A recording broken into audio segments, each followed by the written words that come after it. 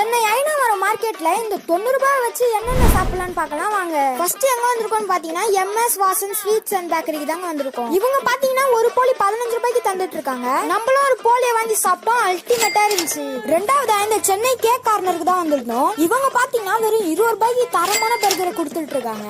அதுல இருந்து நம்ம ஒரு பீஸ வாயில எடுத்து வச்சா அட வேற லெவல்ல இருக்குப்பா.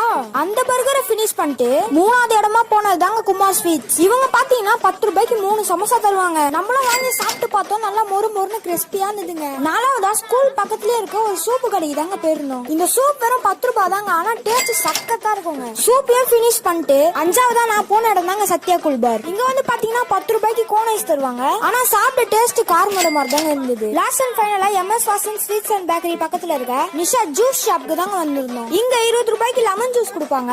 டேஸ்ட் வைஸ் நல்லா தாங்க இருந்துச்சு. இதையும் பினிஷ் பண்ணியாச்சு. பேலன்ஸ் 5 ரூபாய் இருக்கு.